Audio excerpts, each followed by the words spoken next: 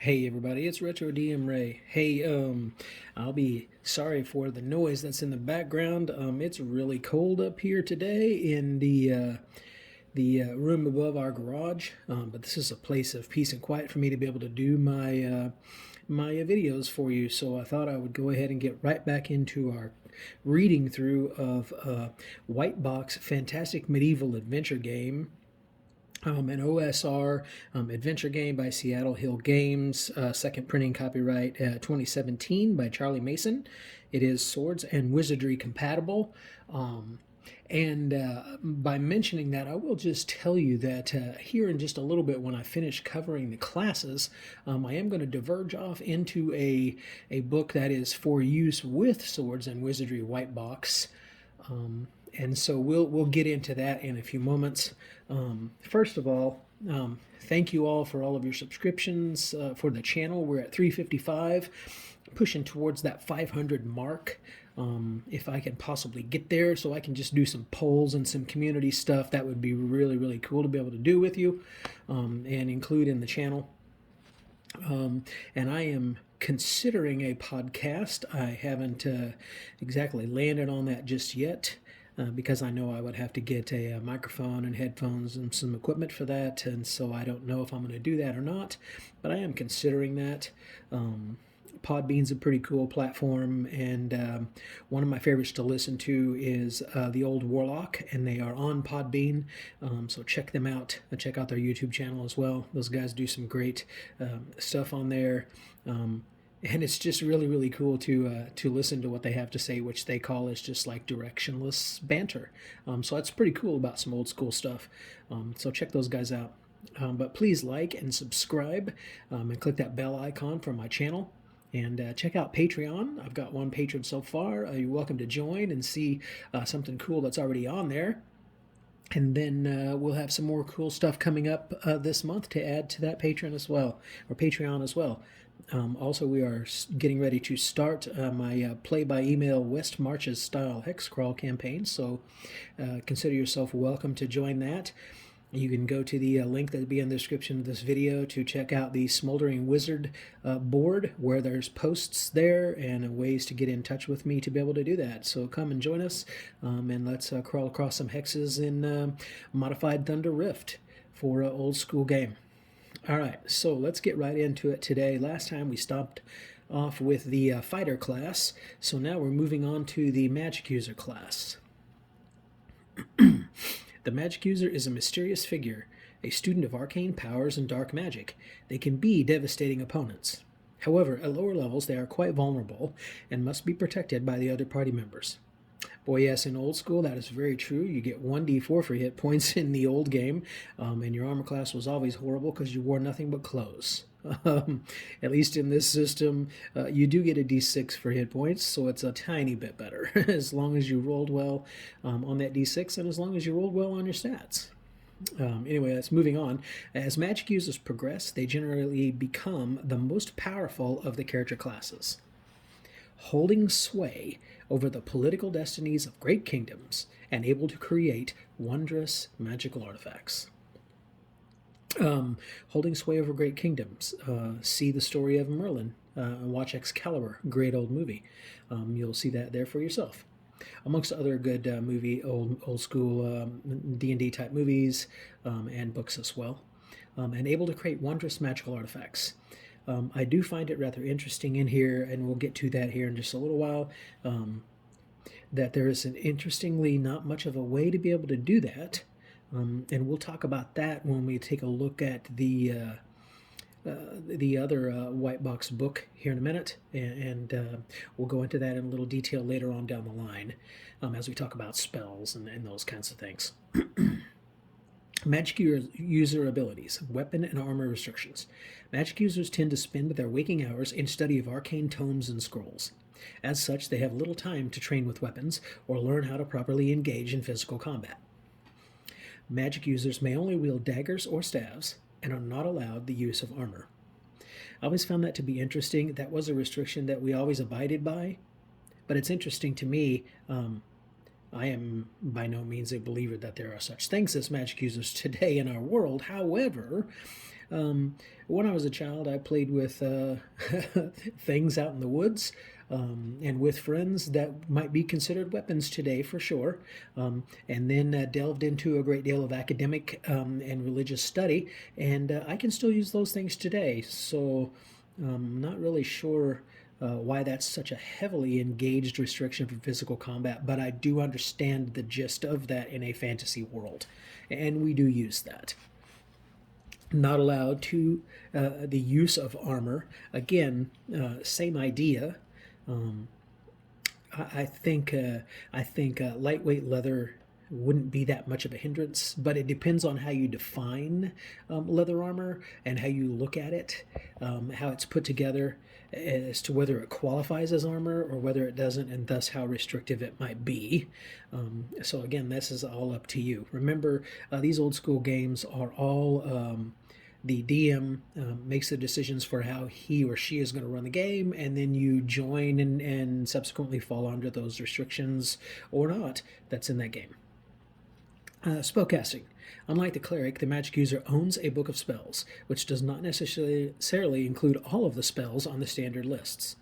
Yes, that's definitely true. The old first edition Dungeon Master's Guide, you got read magic, maybe detect magic, and 2 or 3 useful spells, and that was about all you had to start.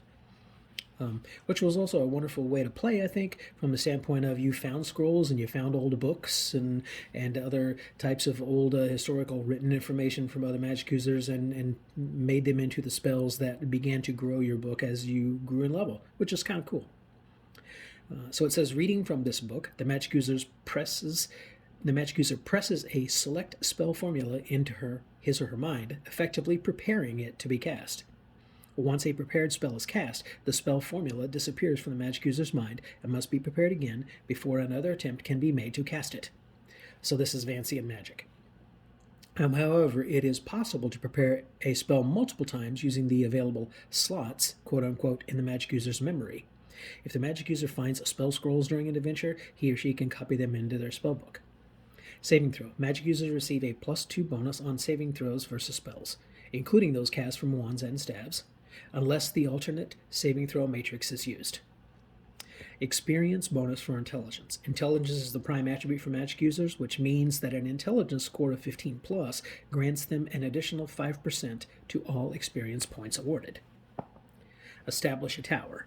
Remember last time we talked about the end goal was that everyone was actually going to establish a tower, a stronghold, a keep, in a small area, a larger area, a region, even maybe a nation. Right, so at 10th level, a magic user gains the title of Witch or Wizard and can build a stronghold to house his or her library and laboratory, i.e. a wizard's tower would be the prototypical. They will attract a mix of mercenaries, strange servants, and even a few monsters, like flying monkeys. Right. This motley crew will swear fealty to her and him or her and serve him or her with whatever loyalty they can inspire. Then you have the Magic User Advancement table, which again, like all of these, goes up in levels.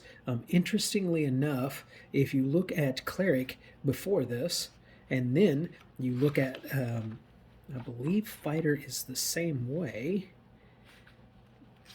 and it is. Magic User as table actually goes beyond 10. It actually has levels 11 and 12. I'm not sure why they added that to the bottom of the table, since the experience points are just a dash in levels 11 and 12, but it does continue onward. And that, by the way, is the way that you can see how you can expand the levels in this White Box Fantastic Medieval Adventure game. You just take this Magic User chart as a perfect example of how it would go upwards from there. So at first level, you get 1 first level spell, and you have 1 hit dice, no bonus to hit. And then by the time you reach 12th level, you have 6 hit dice, plus 1, and that's plus 1 from levels 2, 4, 6, 8, 10, and now 12. So you would add all those together as well. And then also at level 12, you're now plus 4 to hit. And you have 4 first, 4 second, 4 third, 4 fourth, 4 fifth, and 1 6th level spell. This book does not take spells beyond 6th level. I don't know whether you might think that is a negative or a positive, and it's easily changed. Now you have the thief. It's funny, on page 18, thief is optional. While there are many who wield sword and spell while exploring tomes and dungeons, excuse me, the thief hopes to recover lost riches through the use of guile and stealth. Though trained in arms, he is not a combatant by trade. Instead, he strikes from the shadows, and his keen eyes see dangers that his companions do not. Thieves are rarely noble, but are more often pragmatic professionals looking for opportunities to rapidly amass great wealth. Still, their unique skill set makes them very useful to dungeoneers and explorers, and there are some among their ilk who hold to a quote-unquote code of honor among thieves. Thieves often go equipped with but a few weapons and light armor and rely on picks and tools for survival. When combat does arise, they fade into the darkness, ready to plunge a dagger into the backs of unsuspecting foes. The rare thief who manages to amass fortune and glory is likely to retire and start a guild of others with similar skills. Thief abilities, weapons and armor restrictions. Thieves are agile and skilled in combat. They may wield any weapon. However, they prefer to rely on their reflexes and only wear leather armor. Backstab. Anytime a thief attacks an opponent who is unaware of their presence, the thief receives a +2 to their base hit bonus. If the attack is successful, the thief may roll his weapon damage twice. Saving throw. Thieves receive a +2 bonus to any saving throw made to reduce or avoid the effects of any trap, magical or mundane. Thievery. Thieves are stealthy and light-footed. The thievery ability may be used for any number of clandestine or stealth-based actions, from picking pockets or locks, discovering and disarming traps, remaining silent, and hidden while moving or even climbing walls free-handed. The referee has the final say as to whether an action falls under the purview of thievery or not. When the thief attempts to use this ability, the referee rolls 1d6. Now, let me stop there. Why does it say the referee rolls the 1d6? Well, quite honestly, and you might have heard this before, I'm sure you have, other games actually state it as such, but you don't know if you're moving silent until you see whether someone reacts to you moving silently. You don't know whether you're hiding in shadows unless you see someone react to you and therefore they see you. You don't know whether or not there's a trap there, so you start looking. You don't know whether you're going to find the trap or not. The Dungeon Master has to tell you that. You just know that you're looking. And if you don't find it, then you can still be susceptible to it. I think those are all important secret rules that are kind of DM fiat rules that I think are really important in the game. However, I also know that us Dungeon Masters have an awful lot to take care of and keep track of. So if you can trust your players to not metagame, meaning they can make the roll but still play accordingly even though they see the dice result, then I think that's also a good way to alleviate a little bit of stuff from the Dungeon Master, or not. It's kind of up to your style. Sometimes I roll and sometimes I have my players roll, my family. So, either way, it's whichever one works best for you. So it says you roll that d6, and if the result of the roll is equal to or lower than the rating in the thieving ability, the thief is successful in their attempt. Thieves are often not aware when their attempts to remain stealthy fail, like I said, and the thief always believes they're successful. Okay, so again, the chart goes up to level 10. You have up to 8 hit dice at level 10, and you'll have a +1 at 4th and 8th level. You'll have a +5 to hit at 10th level, and you'll have a thievery check of 5 on a d6, so 5 or less. My suggestion would be, if you're going to extend this chart, that you should always have a chance to fail. So levels 7, 8, and 9 are all at a 4. Every 3 levels, the chart remains the same. So levels 10, 11, and 12 would also be 5. But I believe once you hit 13, you might consider increasing that number to a 6 and changing the dice to a d8. That gives them, yes, a couple other chances to fail, but the odds of rolling that are a little improved because you have a larger range on the die. Mathematically, I may be a little off on that. You're welcome to tell me that if math is your thing about that. And then you would then, of course, run 3 levels of 6 there. So 10, 11, 12 would be 5. 13, 14, 15 would be 6 out of 8. 17, 18, 19, and 20 would be 7 out of 8, because you always want to leave one number that's a chance for failure. Nothing is 100% guaranteed. But as the chart goes up to 10, again, there's the general understanding that after you hit that, you're going to begin to work on retirement. A thief of 9th or higher level may choose to establish a secret hideout, often in an urban location. He or she will attract the attention and service of other lower-level thieves who hope to learn from a master.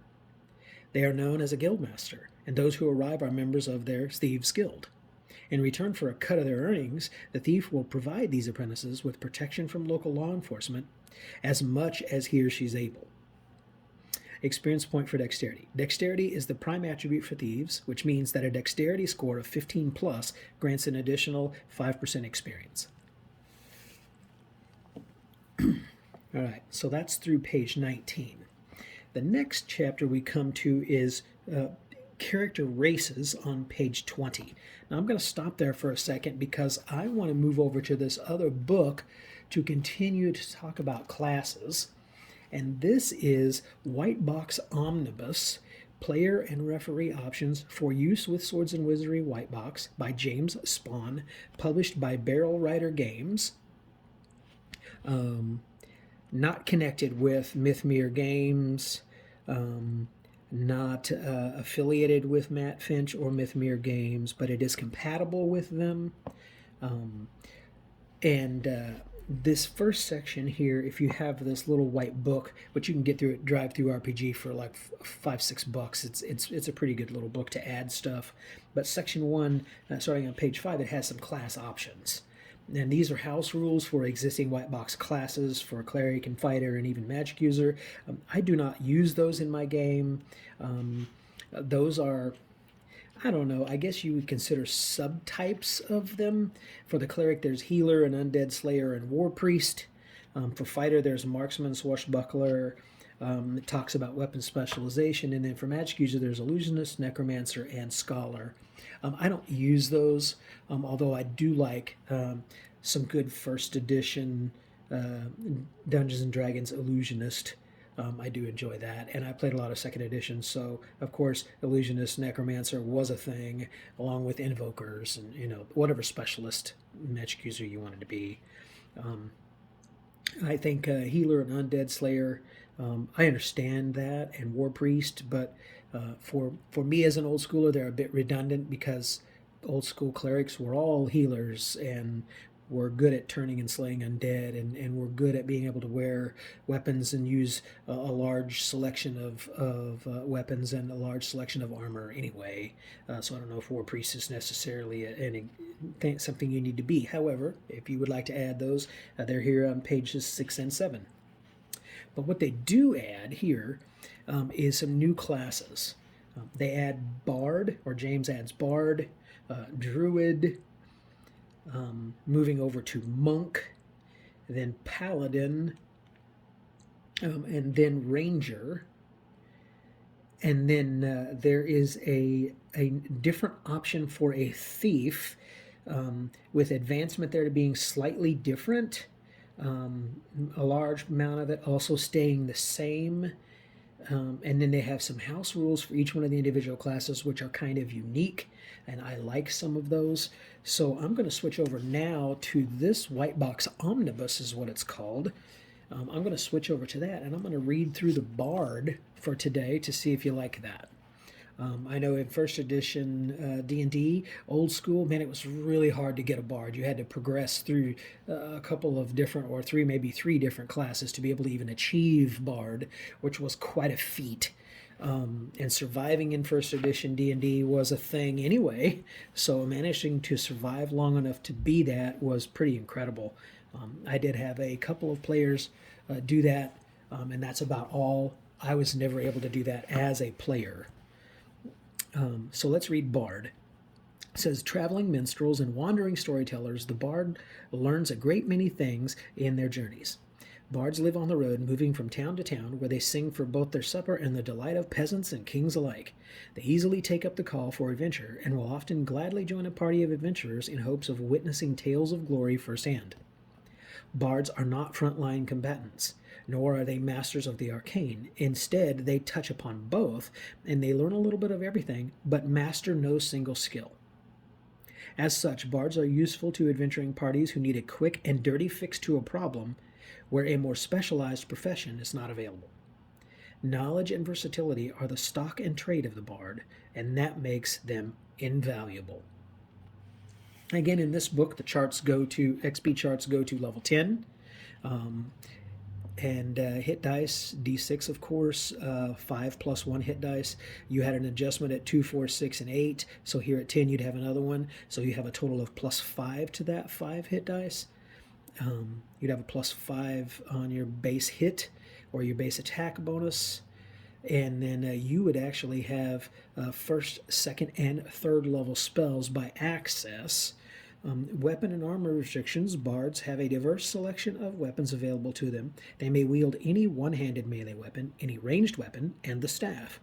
They're able to wear both leather and chain armor, as well as use shields. They have a skill called Lore. Whenever a bard encounters a magical item, he may examine it in order to determine its history. The referee rolls 1d6, and if the roll is equal to or below the bard's rating in their Lore ability, the bard can re-roll or can recall some information regarding the item's history or use. This may or may not reveal specific magical properties of that item at the referee's discretion. So this is 1st edition Dungeons & Dragons Bardic Legend Lore. But the reason why I wanted to stop here and read that for a second is you notice that the only class that had anything other than this as a quote-unquote skill, if you will, this bard here, and then the thief had thievery. In my game, and you'll see some other classes here in a minute in this Omnibus book that does, but in my game, each class gets a quote-unquote skill that is on a d6. So, for example, for magic users, I would give them Arcana. You could call it whatever you'd like to. You could even leave it as lore here, but gear it in the direction more of these magic users specifically about spells and spell crafting and items and scrolls and rod, staffs, wands and those things. Magical locales, magical writing, all those kinds of things. You could easily just continue to call it lore, and then you could differentiate the bard's lore by the bard knowing more specific information about the particular intricacies of the history of the item and the historical usage of the item, and thereby providing clues as to its properties for the folks in the campaign, the other player characters. It's up to you what you might want to call that, or if you even want to do that. I just happen to like that idea. It harkens back to the idea of secondary skills in the 1st edition Dungeon Master's Guide. Was a table in the 1st edition DMG where you could roll on to get a skill before you started adventuring, or perhaps no skill of measurable worth, or perhaps roll twice and ignore that result. So it was a pretty good little table, pretty good idea to decide, what did I do before I decided to go off and go on adventure and maybe get myself killed and maybe get rich. All right, so this lore skill here I think is pretty interesting for the bard class and would make me want to play it more if I had a dungeon master who was willing to really dig in and create those little tidbits of history for each thing that we found. That was worthy of history. So I don't know that regular use potions, regular use scrolls would have all that much history or legend lore, but maybe you could write them as such. So then it talks about spellcasting. Remember I said they get 1st, 2nd, and eventually 3rd level spells, and it says beginning at 2nd level, a bard may cast spells in a fashion exactly like a magic user. And I like they said in a fashion exactly like a magic user, because they're not exactly like the magic user. Because it says, however, unlike the magic user, the bard does not begin play with the foreknowledge of any spells. They must find magic users to instruct them or recover spells from scrolls or other sources. Instead, they begin play with a blank book in which to inscribe any spells the bard discovers. Reading from the book, the bard presses his chosen spell formula into his mind, quote-unquote, preparing these spells. Once a prepared spell is cast, it disappears from the bard's ability to cast until it is prepared again. It is possible to prepare a spell multiple times using the available quote-unquote slots and a bard's memory/capability. If the bard finds scrolls of spells while adventuring, they can copy them into their spellbook. I tend to want to play bards in a fashion that their spells are kind of woven into their tales, woven into their stories, their poetry, their prose, their oratory, those kinds of things, as opposed to just exactly like a magic user with the same kinds of arcane gestures and language and components and things of that nature, just to differentiate them and make them unique. Because remember, they're traveling minstrels and wandering storytellers, and they're not a master of any single skill. They just learn bits and pieces of a bunch of others. So I think I tend to like that better in relation to a bard. But again, it's your game, so you play it however you'd like to. But I like the idea of that wandering minstrel and the magic coming from that. Maybe the playing of an instrument. Maybe it's just how you speak or what you say or how you say it or, those types of things. Then it says saving throw. A bard receives a +2 bonus to any saving throws made versus magic. Experience bonus for charisma. This class bonus is due to a high charisma attribute. Again, if you're using White Box Fantastic Medieval Adventure game, that'd be +5% to your earned experience. There's a little bit of difference here between the two books, and that's one of those things. Then there's some house rules here, and I like each one of these gray boxes. So house rule number 1, it says Charmer. With the referee's permission, anytime the bard casts Charm Person, Charm Monster, or Confusion, I would argue if they cast Friends, that would be an option too if you're using that spell, the target or targets suffer a -2 penalty to their saving throw to resist these effects. House rule number 2 is Inspiring Performer. With the referee's permission, the bard may attempt to inspire his allies in battle instead of casting a spell or attacking. The bard must be able to speak, and in most cases makes use of a musical instrument to use this ability. While using this ability, all of the bard's allies within 30 feet of the bard receive a +1 bonus to their base hit bonus and any saving throws they attempt. This bonus remains in effect for as long as the bard is performing. And then house rule number 3, Bardic Thievery. With the referee's permission, the bard may make use of the Thievery ability in a manner exactly like the Thief class. However, and this continues on from the bottom of page 9 on, all of the bard's uses of the Thief ability function as if the bard were a thief 3 levels lower than his actual level, to a minimum of 1. Thus, a 4th level bard would have a Thievery ability of 1, just like a 1st level thief. You might feel like that's gimping or holding you back. If you want to change that, that's perfectly fine. But I think since they're a person who has a lot of different skills but a master of none, that makes perfect sense. And it lets the thief continue to remain unique.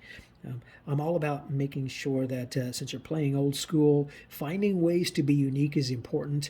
Otherwise, sometimes it can feel kind of samey, if you will. That's not a word, but you know what I mean. Now, we talked about the cleric last time, so there's a class here that they add that I really love. I've played a lot of these in my past. I kind of am drawn towards this particular class myself anyway, and this is Druid. So while clerics serve gods and draw power from their faith, druids serve the very essence of nature itself. They are as much of the earth as they are upon it. By communing with the natural world, they are able to draw power from its agelessness and weave powerful magic. This, combined with their knowledge of the wilderness, gives them a unique skill set. While druids do often wander the world, they rarely do so as part of a group of adventurers. When they do join a party of adventurers, they serve as advisors, healers, and guides. They are not particularly combative, though powerful druids are capable of weaving earth-bending magic. All right, so Druid Advancement, again, like in White Box Fantastic Medieval Adventure game, goes to level 10, at which point you have 8 hit dice.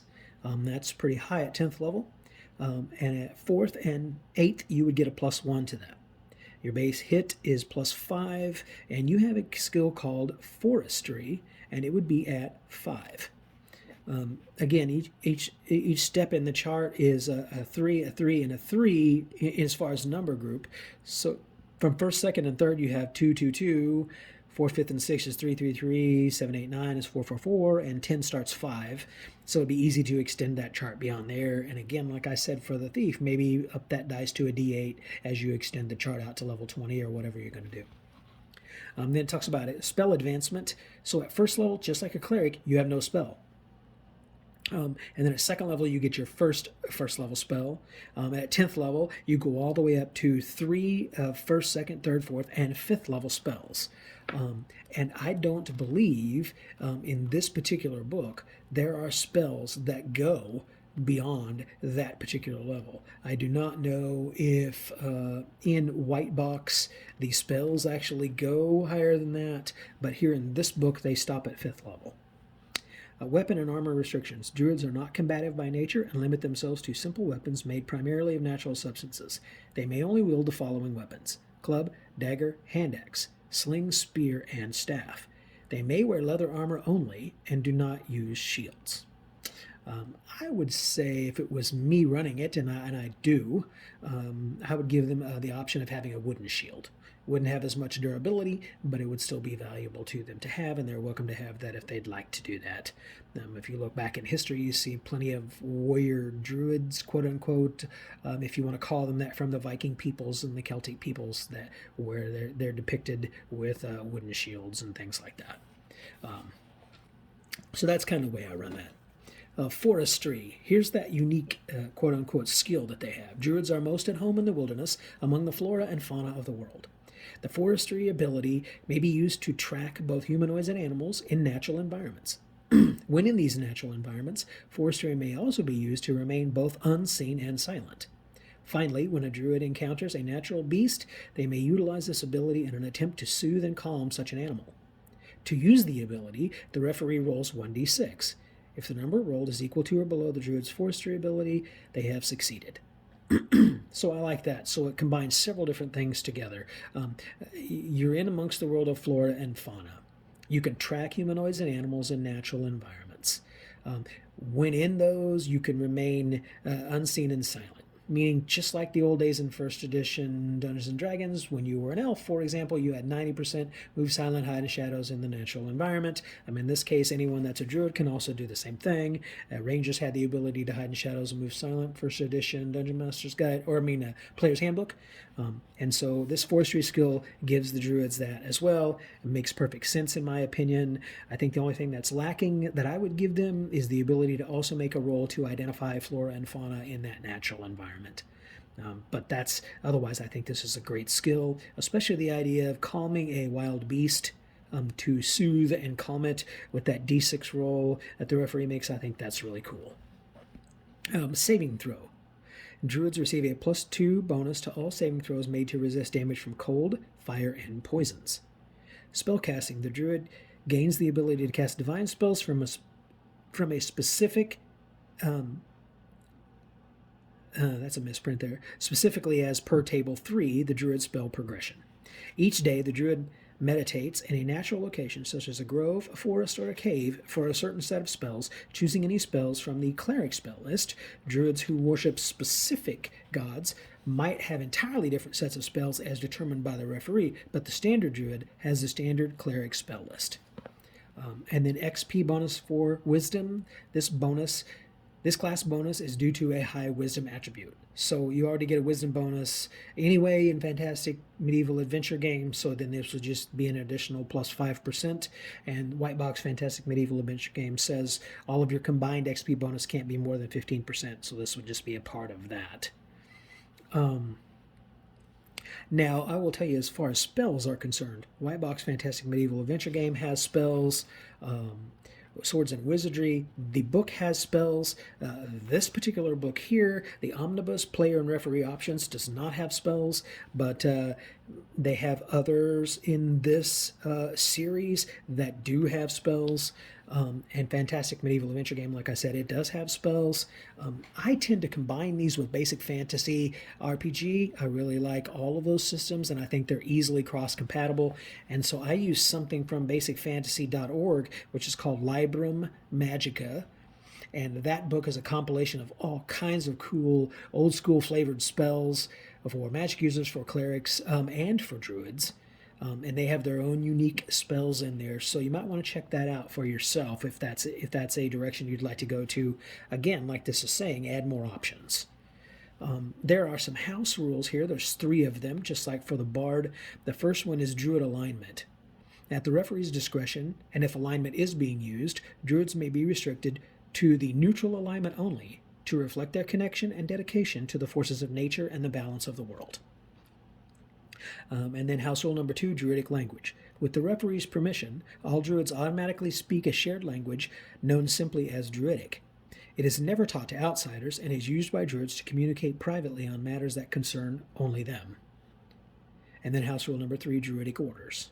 At the referee's discretion, when a Druid reaches 7th level or higher, they must find another Druid of the same level and defeat him or her in a single combat, though not necessarily slay them, in order to advance in level. This must be done again for each additional level the Druid gains past 7th, and reflects the Druid proving themselves capable and worthy in the great Druidic order of the world. I really like that idea. In first edition, it didn't happen at 7th level. That's actually when you got your shape-changing ability, which you notice is absent from this, but could easily be added at level 7 once you defeat that other Druid in that personal combat. Your reward is not only to advance, but your reward is actually at that point to receive the gift from nature, or the nature god or gods, or whatever, however your Druids function and pantheon functions in your world or setting. That would be your gift that you receive. I think that's a cool idea too. But however you want to run that is really cool. But you cannot go up without this. I really like that idea. It presents a unique challenge, and again, a unique role play opportunity for that particular character to be able to do maybe some one-on-one stuff with the Dungeon Master outside of the normal purview of the game that is presently going on. And that opens up the opportunity for others to want to request similar things for their particular characters. I think that's just unique stuff you could add in as flavor. We've been going for a little over 30 minutes now, so I'm going to stop here. And next time I'll hit the monk and these other options that are in here.